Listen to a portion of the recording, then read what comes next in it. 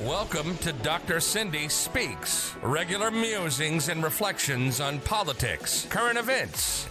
Dr. Cindy Banyai is a mom and small business owner fighting for our water, our health, our community. She's running for the people of Southwest Florida, trying to flip Florida 19 from red to blue. Listen as she speaks truth to power.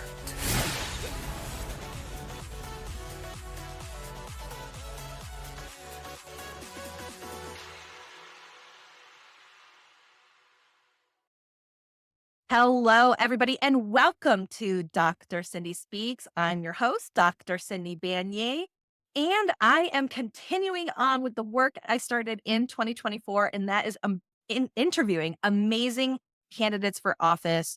This time, we have a special election here in Florida. You probably heard a lot of hubbub about all the people that Donald Trump was trying to appoint, and you might even have heard about one particular case where there was this really wacky guy named Matt Gaetz who was to try to be nominated to attorney general, and then he won Congress, and then he resigned, and then there was a report about sex with minors and hookers and all sorts of stuff like that. Anyways, you may have heard about all that.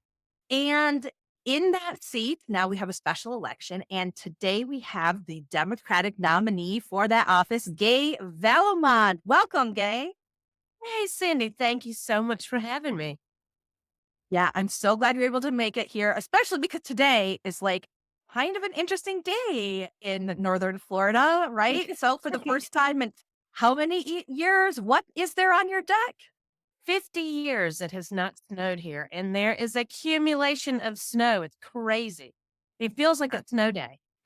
Yes, I've heard that a lot of people across the Panhandle do have a snow day today because Northern Florida's like not ready for snow. Not equipped for this. Not equipped at all. People are dying. They're like, oh my God, what is happening?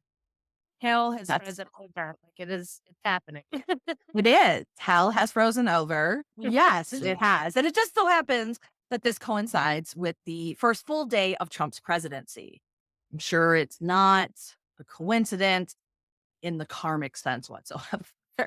But anyway, all of that aside, Gay, why don't you go ahead and introduce yourself? Tell us a little bit about yourself. Okay.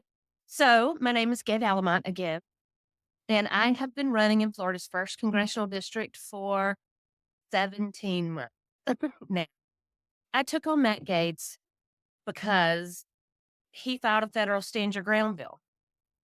And I know that in Florida, when he passed stand your ground, our gun violence went up 32%, and I just could not see that nationally happen. So I talked to some friends and jumped in the race. A little backstory about me. I'm a gun violence prevention activist. I have been in Florida for the last 12 years. I've fought everything from stand your ground to permitless carry. I knew that there was nobody better to fight Matt Gaetz on this.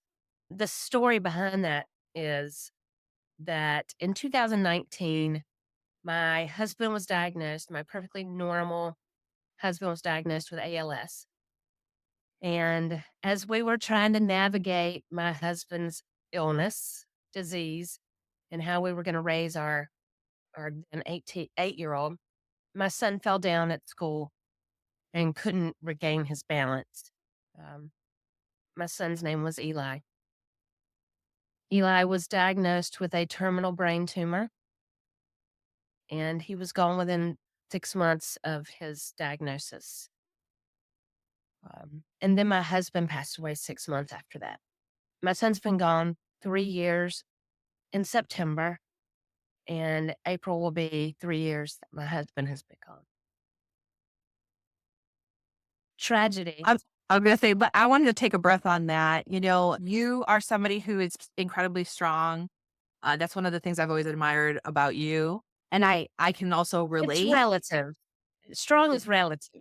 Of course. No, listen, we all have different strengths, but you know, I relate so much to what you've been through too, because, well, first of all, my son's very similar in age to Eli. Yeah. And then my youngest daughter was very sick as an infant as well. So just having to navigate, and then my ex-husband went blind. So I had the husband kid sick at the same time combo. And it's so life changing right after COVID, and it sounds horrible. What kind of kept me going was I'm not the only one grieving in this world. It was we were in the midst of COVID. We lost millions of people, and everybody knows somebody that passed away from COVID. We have a country that's grieving, Yeah. and I know so many mothers who have lost their children to gun violence, and they're still standing. So they all gave me the courage to keep going.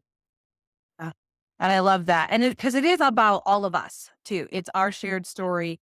And I know that something that people who are running for office, one of their jobs really is to lift those stories up Yeah, because it can feel very isolating when you're going through it, very right? much When you're the so. mom in the ICU, Oh, it's yeah. hard, right?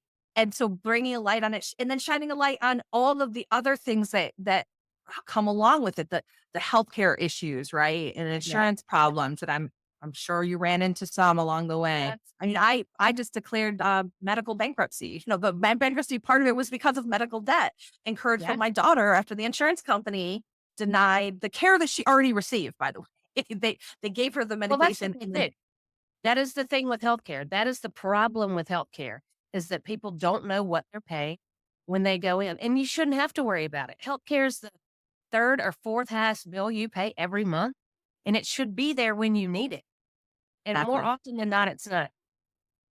Yep, and it that has, ramifications across our society, right? And so, yeah, I think it's important when, people like you step up and start bringing those stories to light because it does, shine a lot of light in dark places. And I will say too, I like what you said about how many people had died during COVID. Not that I like that, but that you bring that up because we've had such significant revisionist history at the hands of Donald Trump and all his cronies that try to say, "Oh, COVID was no big deal."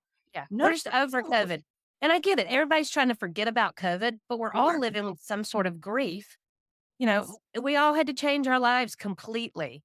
Even if you didn't have somebody that was close to you that was died or got sick, you had to give everybody gave up their lives, went indoors, and it wasn't great for a lot of people. For depression, for, social gatherings, people don't know how to act around each other anymore. Yeah, well, and kids lost, like, whole years of school, Yeah. missed, like, milestones, prom and graduation and Yep. stuff like that. There was a lot of loss to grieve overall, and Yeah. I've been very disappointed just to see that kind of papered over and in history and then recast as this event, this thing that was done unto the American people by politicians for political reasons. I just feel like that's been a very unfair thing. But if you're into that kind of stuff, you're probably ready for the next 4 years. So before we move a little on into the race at your feet, Gay, tell us a little bit about your reflections on the inauguration of Trump and his beginnings in office here. Well, it's not a surprise, but the effects, I don't think that people understand what's about to happen, or the mass deportation, the people going, knocking on your door and dragging people out, and just breaking up families, closing our border. In the last year, the Biden administration it took some getting used to, some tweaking, but we have less people crossing our southern border now than we ever have. It's important. It's important addressing the border crisis. But I just don't know how this mass deportation cannot affect perfectly legal Americans that happen to have brown skin.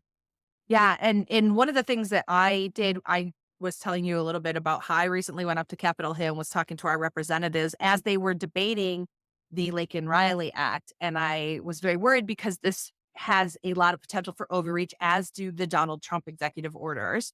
Yeah. And one of the things that I had told them, I said, "Do you understand that the vast majority of people who are living in our community in Southwest Florida," and I did this like throughout the Southwest Florida, 5 counties, right, have lived here for 10 years or more. So these are people who have families, have jobs, have kids, have lives in our community. They've been here, they haven't caused any problem. And They're they just pay your taxes. neighbors and rent. And Pay those are the taxes. people we're It's, talking about. it's a lie that when they say that immigrants don't pay taxes. Immigrants pay taxes. They even pay into Social Security and Medicare and they will not ever reap those benefits.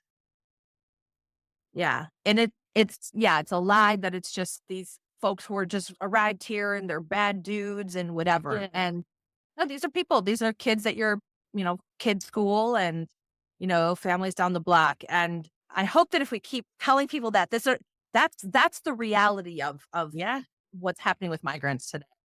But there's one other executive order that was really, well, there was two that really bothered me. One was about the border, but where Trump said that he basically allowed the Department of Defense to send troops down there for the first time to be active in U.S. soil, and then to set up a command, a North American command, to deploy troops all over the country for who knows what, right? And I know that in your area, military is a big deal. So I wanted you to, first of all, reflect on those executive orders and then tell me a little bit about how this may specifically affect your area. Well, Northwest Florida is represented by all branches of the military. We have 7 different bases and airfield, and a lot of the people that live here are civil servants. Civil servants are people that are not in the military, but they work in government. Well, in the Trump administration, they call civil servants the deep state. So Schedule F, they have put that into place. Schedule F is when they are taking civil servants, throwing them out of their jobs because they may have voted Democrat or they may have made a statement against Trump or whatever. These people are going to be fired. And this is in our district, it is huge. We have probably 15,000 people who are considered civil servants on these bases, and they're about to lose their job. And it's random. You know, using the military on American soil is blasphemous. We don't turn our military on our people, and we don't use our military on our soil, and that is the way it has always been. But as we know, Trump is going to destroy every norm possible, and we have to wait for the effects. But we have to wait and see how it's going to affect the people of this district. What's going to happen to these people? I was thinking of a man I met the other day who works for the DOJ, and he does cybersecurity, and he works from home here in district. Cybersecurity. Yesterday, and did all in home work too, right? all at home work, which is not good for the environment. Less travel, we save some emissions, and it has worked since COVID. Some of these people get to work from home, and that's no longer available, which is going to make mothers who are at home with their children working. Now they're going to have to pay for childcare if they want to go into the office or look for a new job because they can't do that. It's going to have ramifications that we cannot foresee. Well, a couple things that I like to also point out to people is that the federal government is the single largest employer in the United States.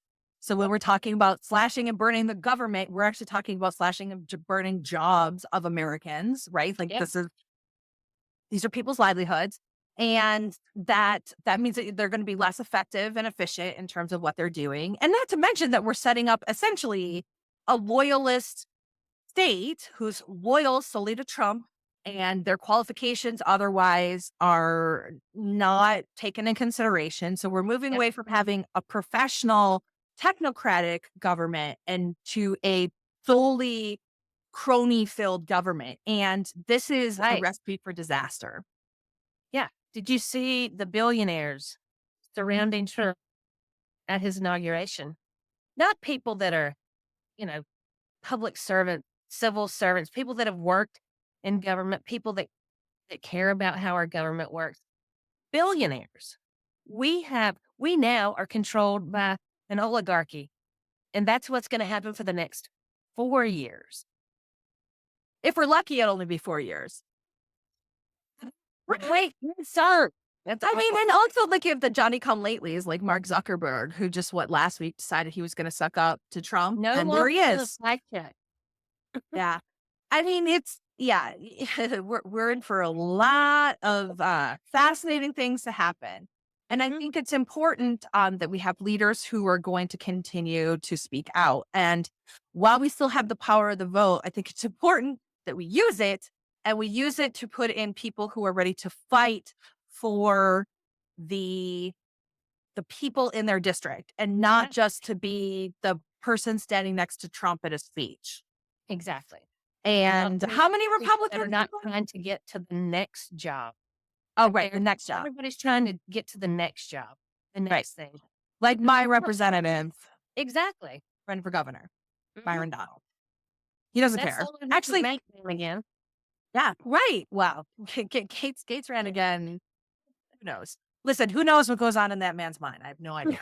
It's just like a monkey with the symbols, I think, as far as I can tell. So, how many Republicans are running for this seat? 9? 10. There are 10. 10. 10 Republicans, an independent, and I believe 3 write-in candidates. Fascinating. We worked really hard. You know, Matt resigned 8 days after the election was over. We knew ahead of time that he would have to resign and there would be a special election. We didn't think it was going to be 8 days. So we had no time off. We didn't turn the lights off in the campaign office. Everything is still up and running. But this is a different race now. This is a different race from running against Matt, because running against Matt was kind of like running against the boogeyman. And you can relate in your district.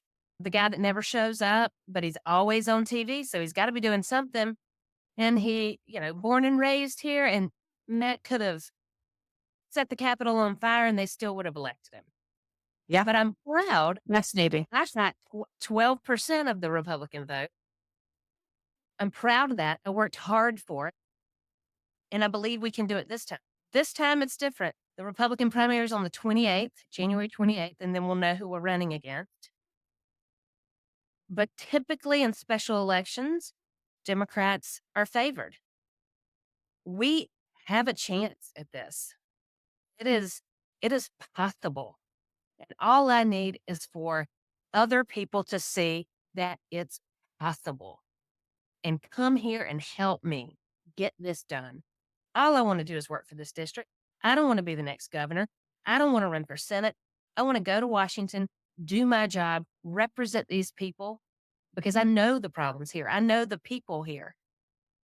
I'm not sure about those 10 Republicans.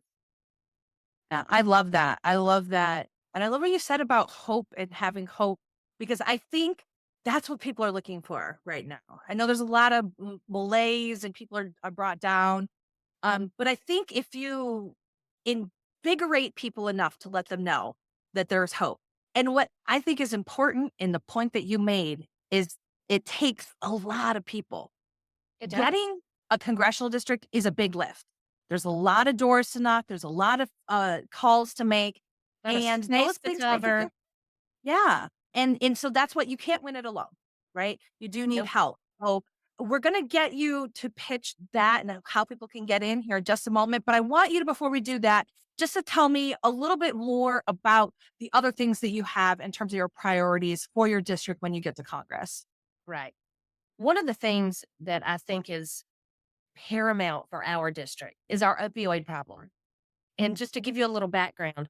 So when Florida settled with the pharmaceutical companies, they got all this money, right? But pot of money was divided up per county based on population, not based on need.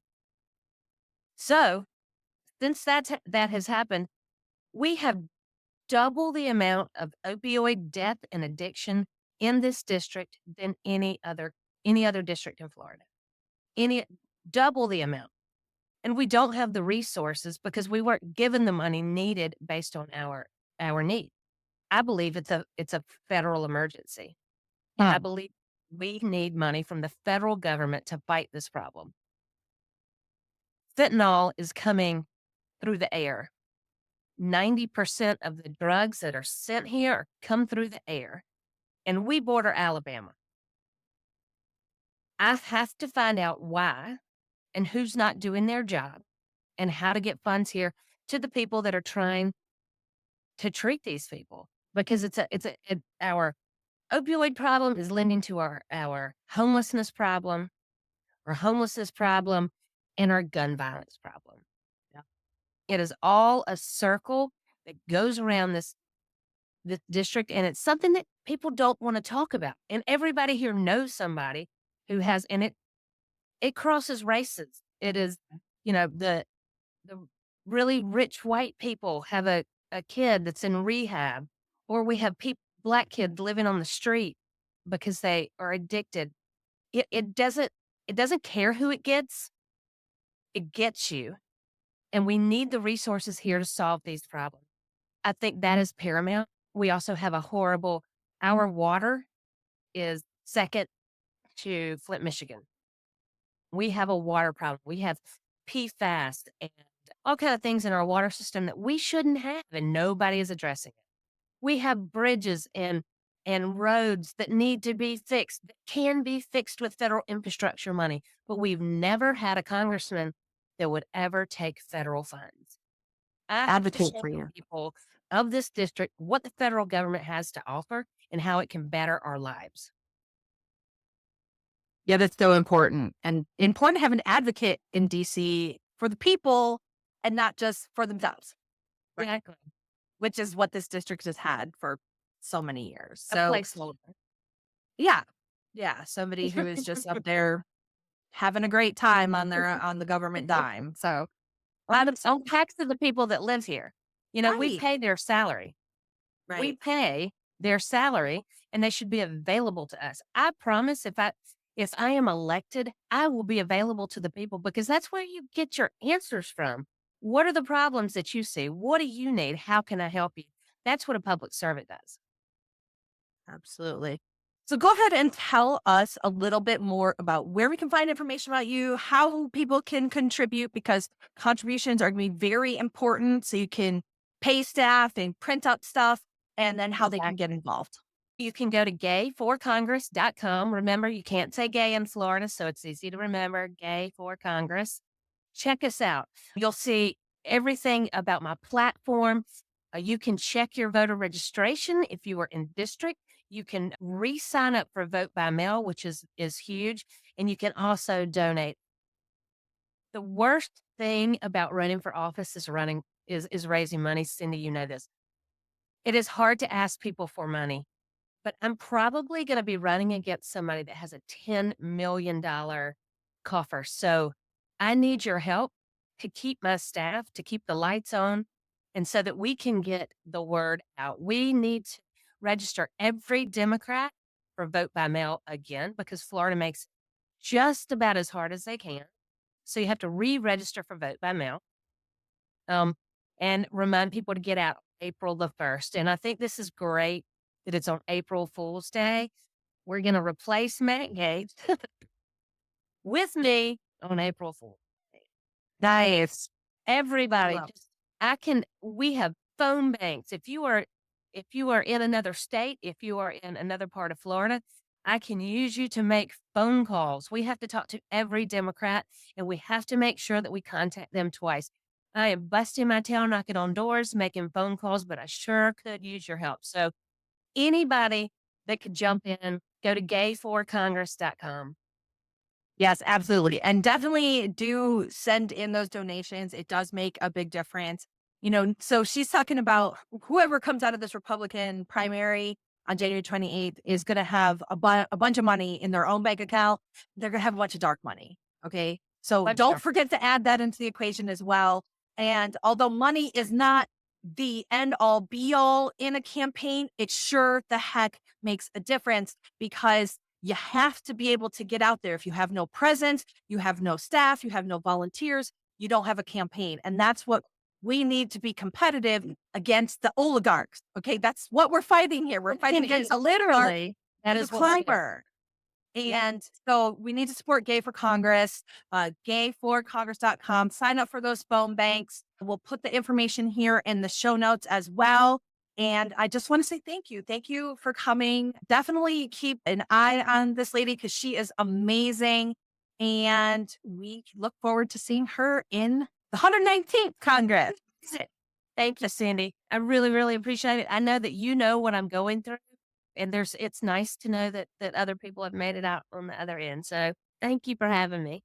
We're going to get you through. Thank you. And thanks for joining us here on Dr. Cindy Speaks on the Big Mouth Media Network. And I've been your host, Dr. Cindy Banyai, along with my guest, Gay Valimont, running for U.S. House of Representatives and Florida 1. And if you enjoyed this, we would love to have you check out all of our other shows and the great things we have going on Big Mouth Media on our website at www.bigmouthmediafl.com. Get a subscription, and we have some secret, really great stuff coming out this year. So keep an eye out on the Big Mouth Media Network. Thanks for joining us, and we'll see you next time. Bye-bye. Thanks for listening to this episode of Dr. Cindy Speaks. If you'd like to learn more about her, go to cindybanyai.com or connect with her directly at vote@cindybanyai.com. We love connecting with people.